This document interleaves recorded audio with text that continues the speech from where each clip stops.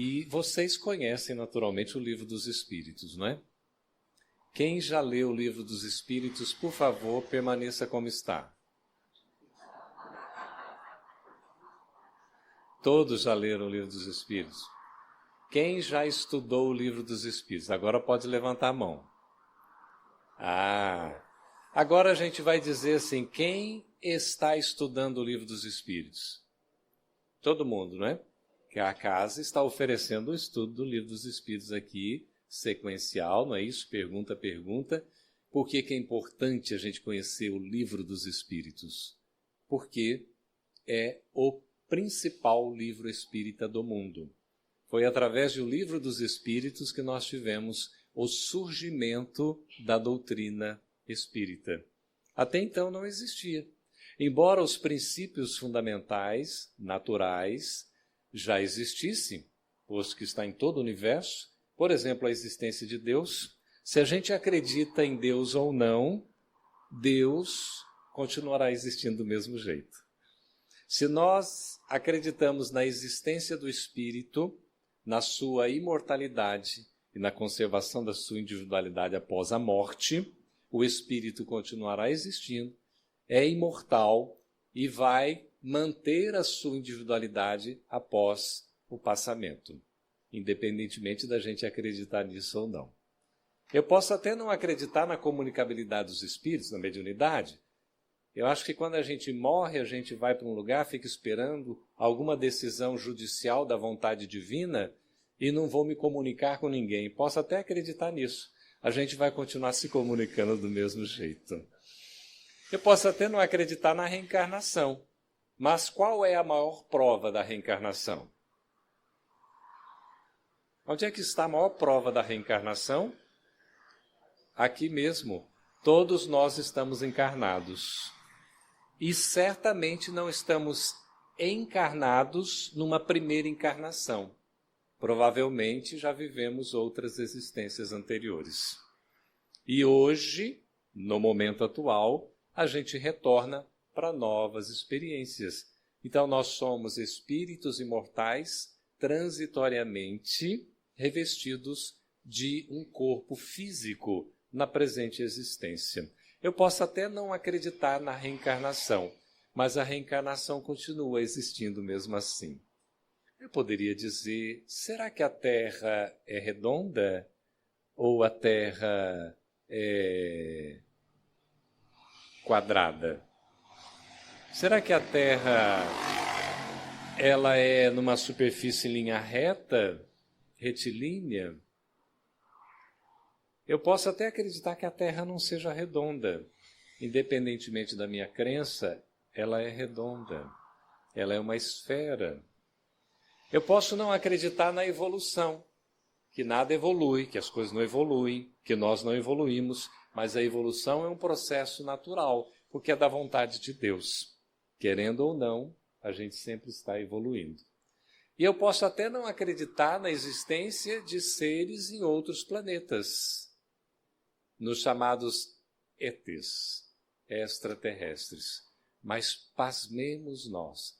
Desde a primeira edição de O Livro dos Espíritos, Kardec já nos coloca revelação dos espíritos superiores, um dos princípios fundamentais do Espiritismo, a chamada pluralidade dos mundos habitados.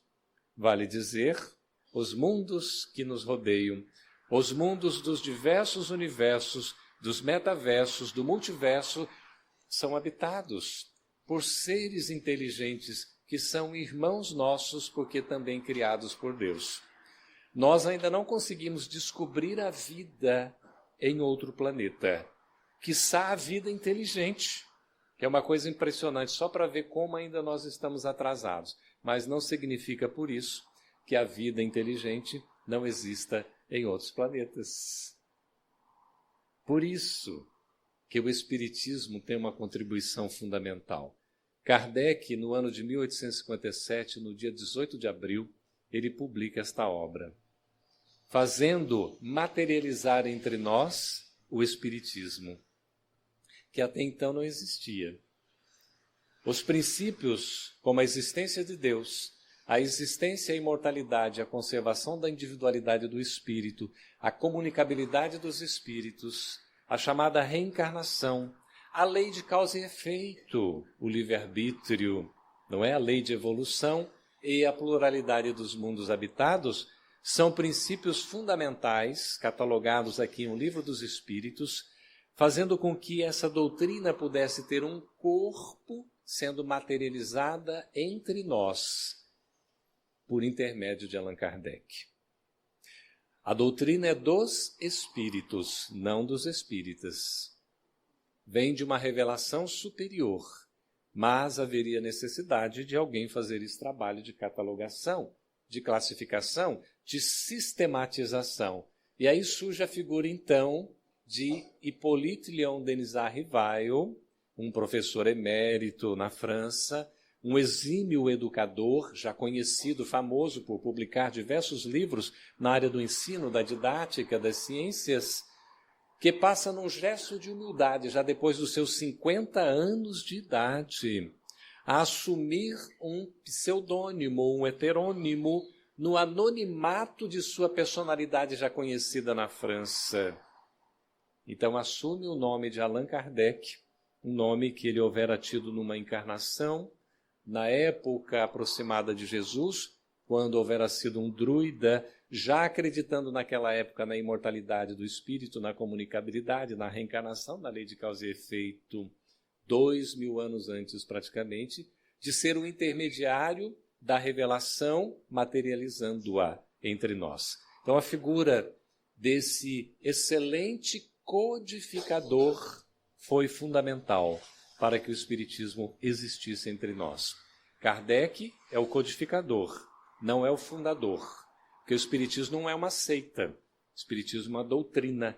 A doutrina é um conjunto de princípios fundamentais organizados, classificados, sistematizados. Foi o trabalho que Kardec fez. E ele publica esse primeiro livro, na primeira edição, em 18 de abril de 1857. Passados praticamente 3 anos, no ano de 1860, ele vai publicar a segunda edição revista, ampliada e corrigida pelos espíritos, num trabalho de sistematização que ele realiza. A primeira edição de O Livro dos Espíritos tinha quantas 501 questão mesmo? Alguém está com dúvida aí, gente? 501 questões havia na primeira edição de O Livro dos Espíritos. Você está bem confortável aí? Que beleza, né? Assistindo camarote ali, ó, que bom. E a gente verifica 501 questões divididas em 3 partes. Depois, Kardec vai colocar exatamente 4 partes com 1019 perguntas seguidas das suas respostas. Que coisa maravilhosa, não é? Na primeira parte, nós temos a questão da criação, de Deus. E aí surge, rememorando o estudo que já foi realizado aqui há algum tempo, uma pergunta que todos nós gostaríamos de saber a resposta. Kardec fez a pergunta: que é Deus? Que é Deus? Talvez o maior enigma do universo, a maior dificuldade em entender, compreender e sentir este ser criador, este Pai, exatamente Deus. Kardec pergunta: que é Deus? Não a pergunta é quem é Deus, porque o pronome interrogativo quem é de pessoa, o pronome interrogativo que é de ser ou de coisa. Então é preferível que Deus seja uma coisa, um ser, do que uma pessoa, porque senão a gente vai personificar Deus numa visão antropomórfica da divindade. E nem é o que é Deus, é que é Deus, para não delimitá-lo de maneira alguma. E o Espírito de verdade, que faz todo o trabalho de coordenação da revelação da espiritualidade na Terra, trazendo a doutrina espírita para nós, responde que Deus é a inteligência suprema do universo, a causa primária de todas as coisas. Olha que interessante, Deus criou tudo o que existe, só não criou o mal. Deus só criou o bem. O mal é fruto do nosso próprio livre-arbítrio, quando a gente usa a nossa liberdade para fazer o que não é certo. E nós temos a oportunidade de exercitar o nosso livre-arbítrio através das sucessivas existências corporais, ou seja, através das diversas existências, as chamadas reencarnações, ou a palingenesia, é o processo de nascer de novo. E nós nascemos de novo como? A não ser a história curiosa de Benjamin Burton, é isso o nome daquele indivíduo que tinha um caso totalmente assim diferente do natural, porque ele nascia, não é? E com o passar do tempo, ao invés de envelhecer, ele ia ficando criança, não é? Então já nascia num certo tempo, numa certa idade, e depois, ao invés de envelhecer, ele ia se tornando criança. O que acontece naturalmente é que nós nascemos crianças, todos nós. E nós, antes de nascermos, temos uma preparação espiritual. Seja com mentores amigos, com espíritos protetores, com familiares, seja conosco mesmo, se tivermos condições, a gente estabelece um planejamento com os nossos futuros pais, aqueles que virão para nos abrigar, para nos assessorar num processo educativo. Então, a gente se prepara e nós vamos renascer numa nova experiência encarnatória. E quando o óvulo é fecundado pelo espermatozoide, ali há a chamada concepção, em que esse espírito que está se preparando para o processo reencarnatório se une ao futuro corpo que há de se formar. Por isso que nós não somos criados na concepção, muito menos no momento do nascimento, porque nós já existimos antes. É o espírito em inteligência, individualidade, este ser imortal que vai se unir ao futuro corpo, que começa a se formar no momento da concepção. Ficou claro até aí? E nesse momento em que o espírito vai se unir a esse futuro corpo, ele passa por um processo bonito, que todo mundo sabe o que é, que se chama miniaturização perispiritual. Não precisa explicar, né? Todo mundo entendeu? Miniaturização perispiritual. Alguém já tinha ouvido essa expressão tão bonita? É utilizada por André Luiz, não é isso? O que significa miniaturização? É tornar o quê? Mínimo, né? Pequeno. Perispiritual, o que é? O nosso corpo do espírito. Não é? Então, o perispírito é o corpo do espírito, como falava Paulo, não é? E o perispírito é esse laço que permite a união do espírito, inteligência, essência, individualidade, com o corpo, que é a manifestação temporária da personalidade naquela existência física. Vale dizer que em cada existência nós temos uma personalidade. Quem é você? Você, bonita, para a qual estou olhando, quem é você? Oi? Quem é você? Verusca? Muito bem. Quando a gente pergunta quem é você, a resposta vem logo com o nosso nome. Por quê? Quem é você? O pronome interrogativo de pessoa. Que pessoa sou eu? Verônica. É Verusca. Nome bonito, é russo, é Verusca. Então você vê a personalidade. Quem é a senhora? Uau, como é que é? Marajoara. Até o nome é meigo, né? Que coisa linda. Deve ser assim dotada de muita autoridade moral, não é? Marajoara. Então, e a senhora? Oi? Nildete. Que nomes bonitos, gente. Nossa. A gente vai se apresentar com o nosso nome. Fala o seu nome aí no fundo, aí você que está de óculos, por favor, que você está me vendo aqui. Você mesmo. Marco? Fábio. O Fábio. Então, nós temos aqui Verusca, a Marajoara, nós temos a Nildete e nós temos o Fábio. Cada um está se apresentando com o seu nome, é o seu registro civil, é a sua personalidade. A gente se identifica na atualidade, na presente encarnação, com uma personalidade. Só que nós não somos só a personalidade, nós somos a individualidade. O que está se unindo a esse futuro corpo é o espírito, a inteligência, a essência, este ser imortal, que vai ocupar esse corpo durante uma trajetória na existência física. Confere? E aí, então, nós passamos pelo processo de miniaturização perispiritual, ou seja, uma redução do corpo com o qual a gente se manifesta na espiritualidade, que provavelmente é o da última encarnação que a gente teve, ou de outras, pode ser também, mas há uma redução, porque todos nós nascemos o quê? Criança. Então a gente tem que se tornar pequenino. E no momento da miniaturização perispiritual, nós que estávamos como perispírito, manifestação do corpo na espiritualidade, se estiver difícil vocês falam, tá bom? Tá dando para acompanhar? Eu estou vibrando numa intensidade, num ritmo, numa velocidade. Quando eu vou reencarnar, quando há concepção, eu como espírito vou me unir àquele futuro corpo, eu preciso me tornar de novo uma criança. Então eu vou me tornar um feto, há uma miniaturização, e eu que estava vibrando como espírito numa intensidade, numa velocidade, num ritmo, aquilo começa a espaçar. Eu começo a vibrar de maneira mais lenta, mais gradativa, e eu começo a perder os arquivos de registro perispiritual. Ou seja, eu passo a esquecer o meu pretérito. É por isso que a gente se esquece do nosso passado, graças a Deus. O que o senhor foi na outra encarnação? Eu estou perguntando para o senhor mesmo. Isso? O senhor que está pensativo, com ar de intelectual, com esse óculos aí, agora está sorrindo para mim, muito obrigado, não é? Quem o senhor foi na outra encarnação?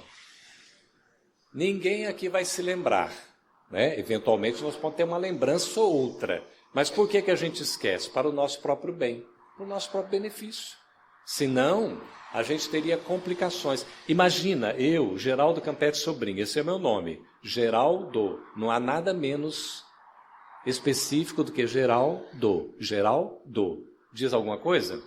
Mas é um nome forte, significa força. Ora, como é que vocês não sabem disso? E aí você pega sobrinho, Geraldo sobrinho. Sobrinho é uma denominação que vai dizer um grau de parentesco. Eu sou sobrinho de quem? Do meu tio. Todo mundo é sobrinho do seu tio, naturalmente. Mas eu tenho a graça de ter o nome do meu tio, que o meu papaizinho me concedeu. Então eu sou Geraldo sobrinho. Se Geraldo, que é o mais geral possível, não diz muita coisa, o sobrinho não diz nada. Ou melhor, diz que eu sou parente, não é? Do meu tio, que por um acaso tem o meu mesmo nome. Graças a Deus tem um Campete no meio, que é o patronímico, que salva porque é o nome da família. Bom, vamos lá. Eu adoro o meu nome composto, Geraldo Campete Sobrinho. Se fosse só Geraldo Campete, não seria eu, porque seria o meu tio, que é mais velho que eu, confere? Então, e se for só Geraldo Sobrinho, também o que é, né? Não vira nada. Você tem que ter alguma essência. Então, veja lá, que coisa. Esse nome é o nosso registro civil, que vai nos dar personalidade na presente existência. Imagina se eu me lembrasse de outras existências. O que aconteceria com o senhor intelectual? Como é que é o seu nome? Oi? Aguinaldo? Reinaldo? Eu sou Reinaldo. O pessoal está bravo aí com o senhor, é não? Sou Reinaldo. E o seu nome? Mas é demais, como é que é mesmo? Idevan. Idevan. Entenderam? O senhor Idevan, o senhor Reinaldo. Imagina se nós fôssemos lembrar aqui de outras existências nossas. Se fôssemos lembrar de outra, Nildete, outra personalidade que você foi em outra existência. A gente mal dá conta de uma, vocês concordam? Se a gente fosse lembrar de 2, 3, ia ser uma confusão generalizada. Por isso a gente esquece o passado. E a gente nasce como criança. Depois a gente passa pelo período de gestação. Olha que bom, não é? Lá, aconchegado, não é? No ventre materno. Aí a gente vem à luz. No processo da reencarnação, a gente nasce como criança. Kardec, para analisar esse estado de infância, nesta obra monumental que é o Livro dos Espíritos, que é chamada Filosofia Espiritualista, está logo aqui no frontispício do livro, ou seja, logo na página de entrada, encabeçando aqui no alto, Filosofia Espiritualista, para nos dizer que toda a base da doutrina para explicar de onde viemos, o que estamos fazendo aqui na Terra e para onde nós vamos, está explicado aqui neste livro. E a relação existente entre os dois mundos, na comunicabilidade dos espíritos. E ele vai falar, evidentemente, sobre a questão da volta do espírito à vida corporal, ou seja, ao processo da reencarnação. E, evidentemente, tem que falar da infância. Então, a pergunta 385. Que é o que motiva a mudança que se opera no caráter do indivíduo em certa idade, especialmente ao sair da adolescência? É que o espírito se modifica? Quem entendeu a pergunta, vem agora aqui na frente e explique-se, por favor. Então vamos reler, porque Kardec, na sua genialidade, ele faz a pergunta inteligente. Nós não precisamos ter pressa. A leitura espírita é para ser lida com um exame para a reflexão do estudo que nos leva ao aprendizado. Não é uma leitura que eu faço pelo mero prazer de ler, como se eu estivesse lendo uma notícia, um jornal, uma revista, ou um podcast, ouvindo ali uma mensagem rápida, ou de repente acessando um Instagram, que eu tenho uma frase só e uma imagem, aquelas coisas muito rápidas. Aqui, a leitura espírita é para apreensão, apreender. Então eu tenho que ter a condição de entender o que está sendo lido. Veja, Kardec pergunta o que é que motiva a mudança. Então, o que é que vai provocar, gerar a mudança que se opera no caráter do indivíduo? Vocês imaginam a criança, né? Que olhos bonitos você tem, menina? Veja lá, a primeira infância, a segunda infância, e aí a gente chega na adolescência. Como é que a gente costuma chamar o adolescente? Eu não entendi, não ouvi. Por favor, como é que a gente chama o adolescente? Vocês estão dizendo isso. É uma fase assim tão, digamos, meiga, não é, querido? Olha que a gente já passou por isso também. É uma fase de transição. É uma fase de mudança. Todos nós verificamos, né? A gente, quando criança, tem a primeira fase ali da infância, até os 5, 6 anos, né? Depois tem uma segunda fase. Aí a gente entra, né, ali pelos 10 anos, agora está cada vez mais cedo, né? Entra numa pré-adolescência, na adolescência, depois você chega na juventude, enfim. Mas essa fase da adolescência, ela é uma fase que parece que modifica tudo. Parece que o indivíduo que era um vira outro. Fala, esse aqui é o meu filho mesmo, é minha filha? Mas menina, agora você está se revelando, está se mostrando. Uai, menina, não tem mais respeito com o pai, não? Parece assim, porque Kardec está buscando aqui a causa. O que é que, então, motiva, o que é que provoca essa mudança que se opera no caráter do indivíduo em certa idade, especialmente, então, ao sair da adolescência. Quando ele sai da adolescência, vai entrar na juventude, por que que ele modifica? Por que que é essa mudança de caráter? É que o espírito se modifica? A pergunta é essa, deu para entender?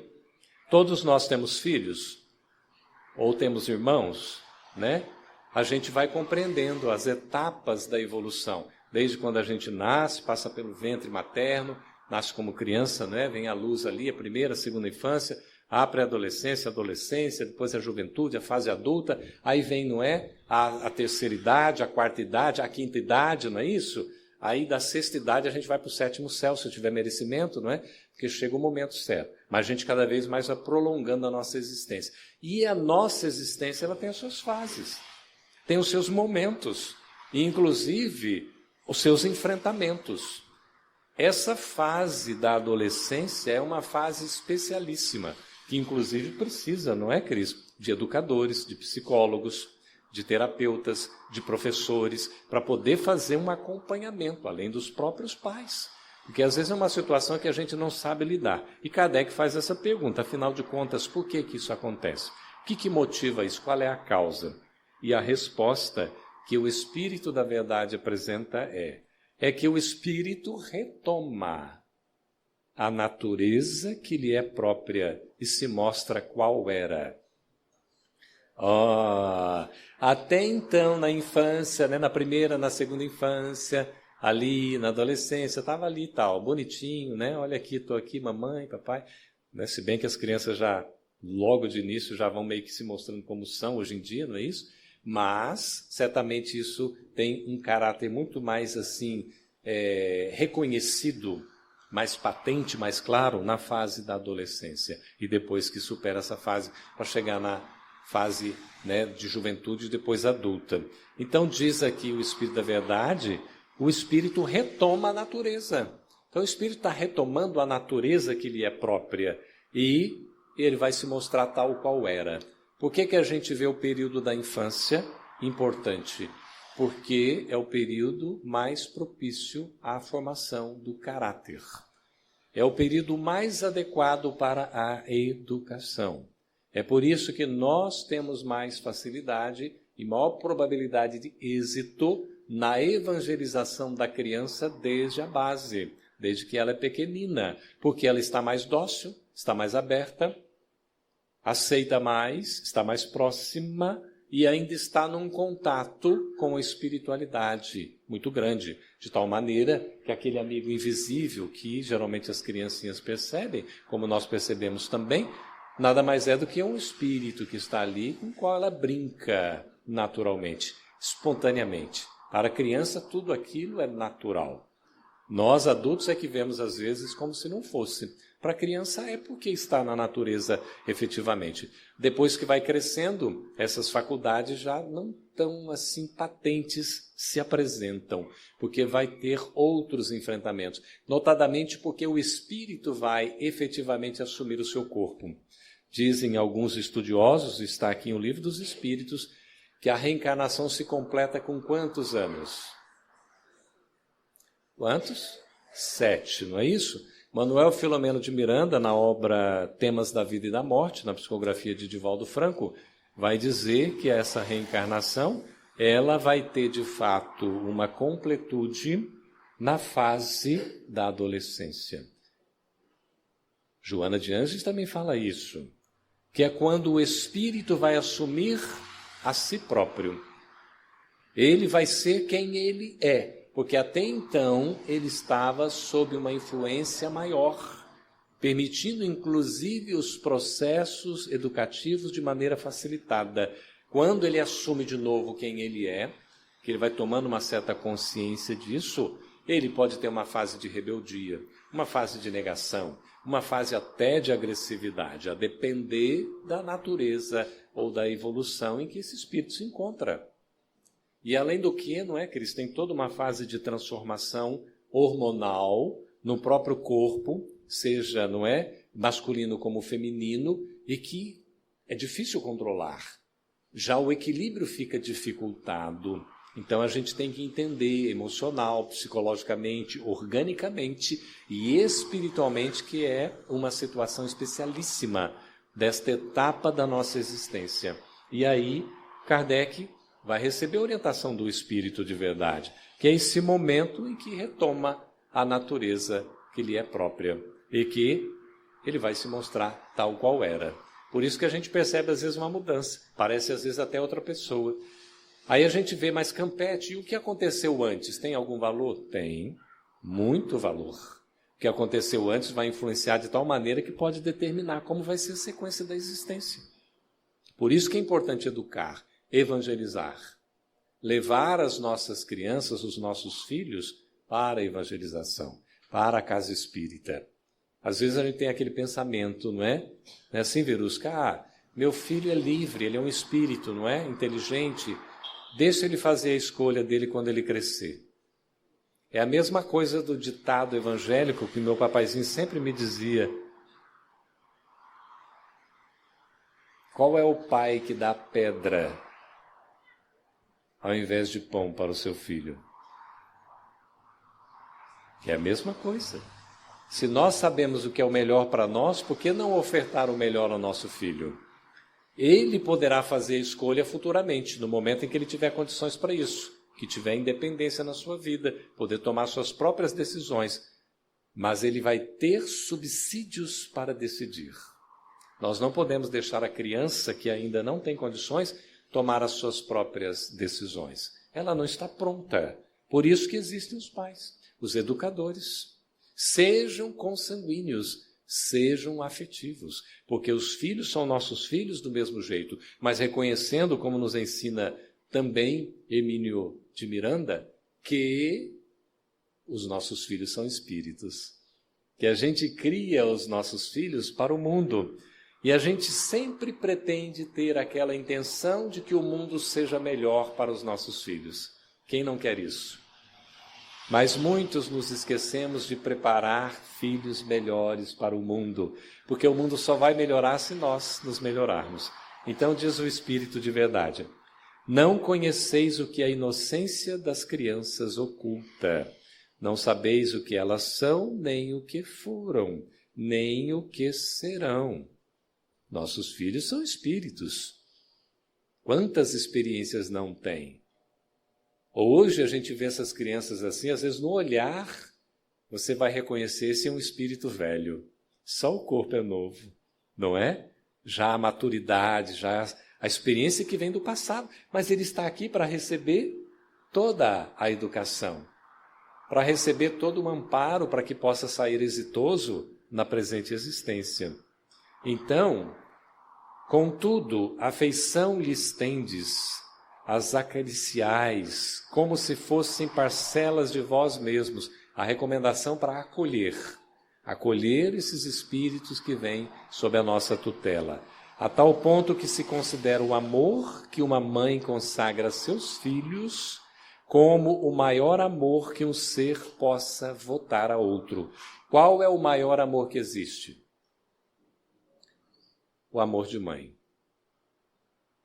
Reza a lenda que o mundo estava cheio de problemas e que Deus criou então a figura da mãe para solucioná-los com o emprego do amor. Como é importante amar. O amor materno é o do amor mais evoluído que a gente possa imaginar. É o amor que transcende, é o amor que supera, é o amor incondicional, não cobra. É o amor que sempre está disposto a auxiliar. É o verdadeiro amor. Às vezes, o filho que se desvia pelo mau uso do livre-arbítrio, por influências negativas, que cai na criminalidade, que por vezes se torna homicida e que vai preso diante de um contexto de penalização, de julgamento, ele no cárcere poderá não receber a visita de um parente, de um familiar, de um amigo, de um conhecido, mas vai receber a visita da sua mãe, porque a mãe jamais deixa um filho. É por isso que, independentemente da condição, da situação, porque também as mães e os pais são espíritos, também têm as suas dificuldades. Os filhos devem amar os pais, independentemente. Devem ser gratos aos pais. Por isso que a gente tem que ter esse olhar de gratidão para aqueles que nos ensejaram a oportunidade de nós estarmos aqui hoje. Se não fossem eles, nós não estaríamos. Recentemente eu perguntei para o meu filho: filho, você por um acaso já se deu a oportunidade de cumprimentar aquela que lhe deu ensejo da presente encarnação, neste dia?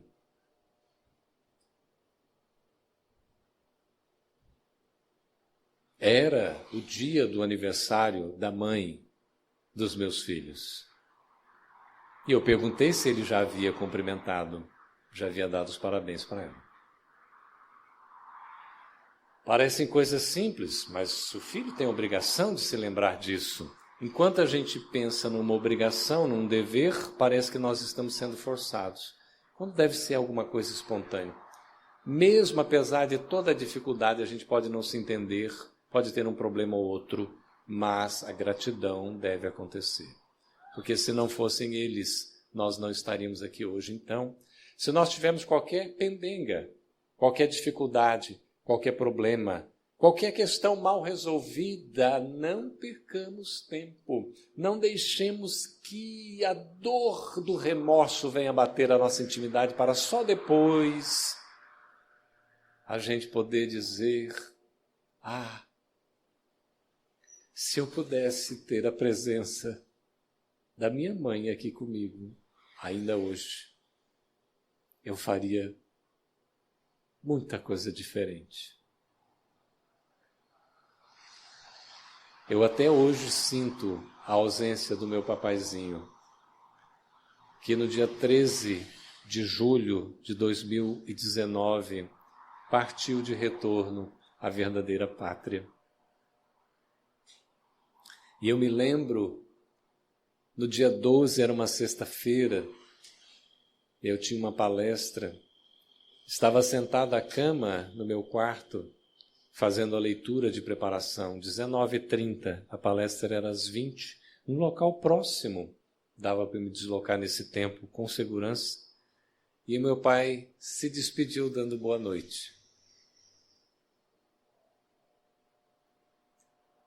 Naquela noite, eu dei boa noite para ele, mas eu poderia ter feito mais.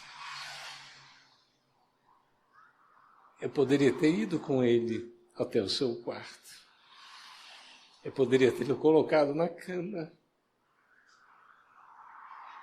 5h da manhã. A minha mãe bate a porta do meu quarto pela primeira vez, depois de praticamente 3 anos, eu tendo o privilégio de morar com eles, depois dos 50 anos de idade. Meu filho, acho que papai desencarnou. Aí eu fui e conferi. Mãe, o papai partiu. Aqui só está o corpo.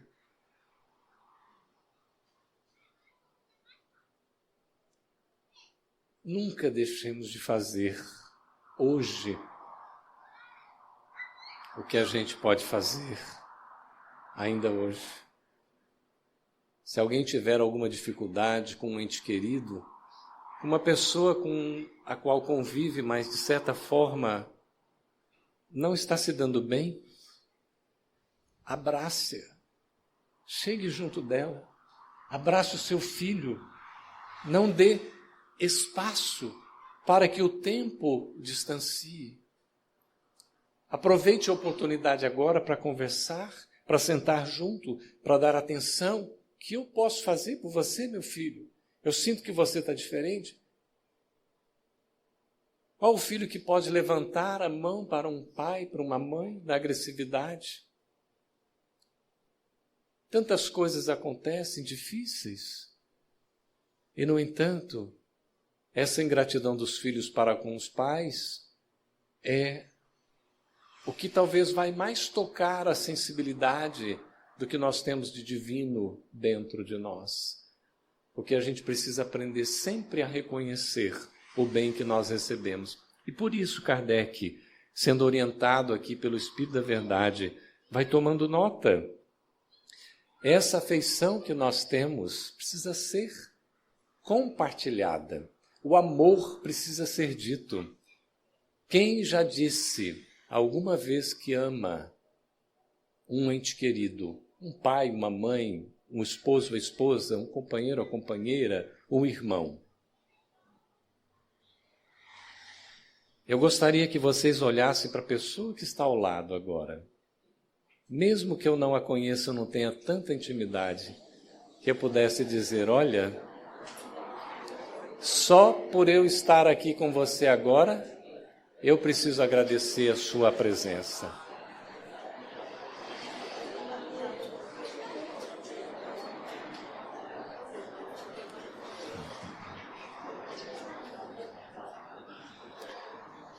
Aí o Espírito da Verdade pergunta, de onde é que nasce o meigo afeto, a terna benevolência que mesmo os estranhos sentem por uma criança? Sabeis? Não? Pois bem, vou explicá-lo. Aí ele vai dizer aqui, essa meiguice que a criança tem, nós estamos com um bebê lindo aqui, pelo menos um que eu vi, a mamãezinha está segurando no colo.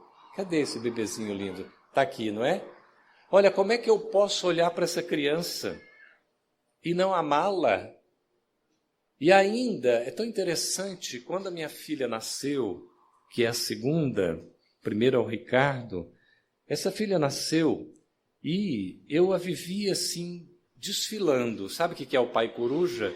que pega a criança no colo e sai mostrando para lá e para cá e tudo, não é? E eu me lembro assim, andando nos jardins da Federação Espírita Brasileira com a Raquel, aquele bebê lindo e tudo, ia passando pelo jardim, de repente, o dirigente mediúnico da sessão que eu frequentava, veja lá, hoje ele está desencarnado, nosso querido e saudoso Túlio. E ele era brincalhão, dirigente mediúnico brincalhão. Tinha umas sátiras assim, umas tiradas intelectuais impressionantes, aquelas sacadas assim. E aí ele disse, olhando para mim e olhando para minha filha, e falou: Geraldo, mas como pode ser um milagre desse, uma criança linda com a sua cara? A gente vê a genética, que coisa linda, não é isso? E ainda Deus coloca ali nesse processo, que a genética também é de base espiritual, naturalmente, não é o corpo simplesmente na sua materialidade, mas é tudo que está por detrás, a matriz perispiritual, inclusive, e a gente vai ver aquele ser parece conosco na conjugação dos fatores, das substâncias, dos genes, e de repente nós estamos ali. A gente olha, meu Deus do céu, além de tudo é bonito como eu, não é? Sabe qual foi a primeira palavra que o meu neto falou? Eu já tenho um netinho, de 1 ano e 7 para 8 meses. Vou. E está registrado, porque a mãe dele disse: Geraldo, eu estou achando que o Bernardo falou vô. Você está achando? Eu tenho a certeza. É uma coisa impressionante. Fui falar para o pai, e o pai não gostou não, que é o meu filho, né? Eu falei, então não vamos ficar conversando sobre essa história não, porque ficou com ciúmes. Tem que falar papai e mamãe primeiro. Olha que coisa linda, né? Estou aqui brincando, mas é assim. E a gente olha quem é avô aqui. Quem é avô aqui, por favor? Olha quantos avós lindos, não é? A senhora também é avó? Bisa. Quem é avó também é bisa. Biso, né? Olha que linda. Bisavô, bisavó. Então a gente tem uma foto que tem a minha mãe, que tem eu, estou na foto também, está o meu filho segurando o meu neto, que é o filho dele, naturalmente, confere? Então tem o filho do meu filho, confere? E eu estava ali com a minha mãe. Então, bisa, não é? O avô, pai e filho, 4 gerações, numa única foto. É tão bonito, né? E a gente vê aquele serzinho assim, esse revestimento da inocência, né? da questão assim, alegre. A criança, ela não guarda rancor, ela é muito autêntica, é verdadeira, é sincera, não tem isso. Mas Jesus diz para que, se nós formos obter o reino dos céus, para que a gente possa ter um comportamento assemelhado aos das crianças. Ele está falando assim, ser como criança. Porque a criança também é um espírito velho, muitas vezes mais velho que nós mesmos. Mas assemelhado. O que isso diz? Semelhante ao da criança. Isso é por conta dessa naturalidade, espontaneidade, sinceridade. É o jeito gostoso de ser. Não é? A criança às vezes briga, daí a pouco já está amigo de novo, porque não guarda sentimentos. Nós adultos a gente tem esse negócio, né? Brigou, porque eu sou um cabra assim definido, brigou é pro resto da vida. Mas então vai ficar brigado pro resto da eternidade, que a gente vai viver para sempre. Quantas a gente passa a vida inteira, não é? Aí, de repente, só na hora do passamento, da desencarnação, se é que a gente vai desencarnar, porque às vezes morre e não desencarna, porque só o corpo morre e o espírito fica vinculado ali ao corpo, não é? O corpo já não existe mais e está preso ali. Por quê? Porque nós precisamos nos desapegar, nos desprender. E o perdão é libertação. Quando a gente guarda o ódio no coração, vai ficar complicado. Então Kardec vai falando desse amor, desse sentimento, dessa beleza aqui, não é? Então nós temos essa oportunidade de exercitar com a criança exatamente o amor, a compreensão e a educação. Os processos de Deus são sempre os melhores, e quando se tem o coração puro, facilmente se lhes aprende a explicação. Veja como é bonito aqui. A criança, essa simbologia da pureza de coração. Porque não tem nada de maldade, não tem essas coisas calculadas. Ela faz mais instintivamente tudo e faz do jeitinho dela. Agora, não adianta a gente contar uma mentira para a criança. Que a criança vai revelar a nossa mentira na nossa cara. né? Não adianta a gente dizer alguma coisa para a criança, faça isso, se a gente faz diferente. É claro que não acontece aqui conosco, né? Naturalmente. Mas é bom a gente recordar. Você está tomando a nota aí, menina, de tudo? Não é? Então, que coisa importante. E aqui já fechando, olha, a infância ainda tem outra utilidade. Os espíritos só entram na vida corporal para se aperfeiçoarem. Gente, ninguém está aqui de férias, não. Embora nós sejamos turistas, o meu já acabou o trabalho lá, que benção, né? Ótimo. Aqui conosco, fortalecendo aqui a vibração. Aqui Deus nos dá a oportunidade de ter essa relação com a criança, porque é algo de útil, porque todos estamos para evoluir. Ninguém está aqui assim para ficar descansando, sem fazer nada. Embora sejamos turistas, porque estamos de passagem, nós temos muito trabalho para fazer. Por isso que a tempestade vem primeiro, a bonança vem depois. É por isso que o salário só vem depois do quê? Do trabalho. É preciso trabalhar para receber. Não é assim? Então, nós precisamos fazer a nossa parte. Os espíritos só entram, então, na vida corporal para se aperfeiçoarem. Qual é a finalidade da reencarnação? Evolução. Expiação é a primeira palavra, a gente tem que pagar o que deve. Melhoramento progressivo da humanidade. Que é a questão aqui do Livro dos Espíritos sobre a reencarnação. A 132 é sobre a encarnação e a 167 é sobre a reencarnação. Por que a gente volta a habitar um novo corpo físico, que é a reencarnação? Porque a gente precisa evoluir, a gente precisa se aperfeiçoar, para a gente se melhorar. A delicadeza da idade infantil, então, encerrando, os torna brandos, acessíveis aos conselhos da experiência e dos que devam fazê-los progredir. Nessa fase é que se lhes pode reformar os caracteres. A melhor fase para reformar os caracteres é o da infância, né? E também reprimir os maus pendores. A criança tem maus pendores? Tem ou não tem? Tem sim, senhor. Sabe por quê? Porque já é um espírito que vem no passado, já vai se mostrando ali. A gente já tem, pera aí, aos pouquinhos. Porque se chega na adolescência, logo depois que ele vai se assumir efetivamente, já vai ficar tudo mais difícil. Porque enquanto ele está mais moldável, maleável, a gente pode plasmar, pode auxiliar nesse processo de formação dos caracteres. Depois, mais endurecido, vai ficar mais difícil, ok? Então, trabalhar nesse sentido. Tal o dever que Deus impôs aos pais, missão sagrada de que terão de dar contas. A única palavra se referindo a nós, no nosso grau evolutivo, e eu vou dizer do meu, que o grau evolutivo ainda é inferior, sou um espírito inferior, e digamos assim, do de vocês, o grau médio de evolução, o Livro dos Espíritos, a única palavra que trata de missão para nós é quando fala da paternidade. A missão da paternidade. Vale dizer sermos mães, sermos pais. É uma missão.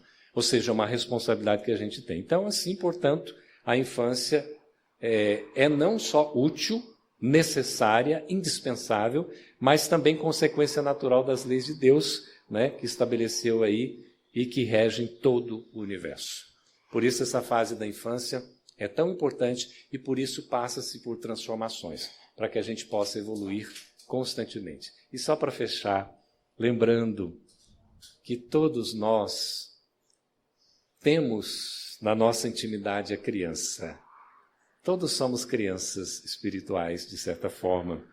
Talvez na segunda infância, alguns na primeira, alguns já na adolescência, enfim. Mas nós precisamos deixar manifestar esta criança no sentido da simbologia da inocência, da sinceridade, da espontaneidade, do exemplo natural de nós termos a tendência de amar, de amparar, de assistir, de proteger, como as crianças têm entre si. Por mais que a gente queira incutir alguma coisa que seja negativa, a criança vai reagir, porque a sua natureza é o que? É boa, como a nossa natureza o é, porque somos seres divinos. Somos filhos de Deus, então a nossa natureza não é neutra. Por isso a gente tem que aproveitar a oportunidade de alimentar o bem. O mal não merece comentário em tempo algum. E o bem é o nosso advogado em toda parte. Aonde nós formos, onde nós estivermos. O bem que a gente faz ao outro retorna para nós. Que como diz a tia Vilma na música, que ensinava lá as crianças na evangelização: o bem é bom, fazer o bem é bom. Quanta alegria nos traz. Quem faz o bem é feliz, quem faz o bem vive em paz. Então, queridos e queridas, vamos assim sentir a proteção da espiritualidade na nossa vida, na oportunidade de ler, refletir, estudar, meditar, para sentir e viver a mensagem que a doutrina espírita nos traz.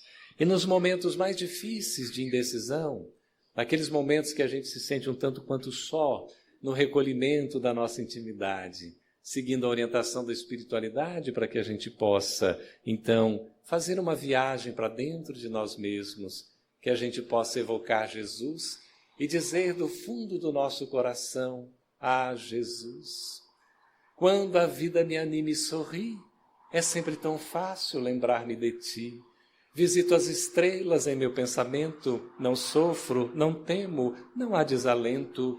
Porém, Senhor, tenho medo de esquecer-te nas horas da dor. Quando a força do mundo eu sentir me deixar, recorda-me, ó Mestre, que estás a me olhar. E assim, quando eu sofra, que eu te encontre aqui, bem junto ao meu peito, que eu me lembre de Ti. Muito obrigado, Jesus. Muito obrigado, meus queridos amigos.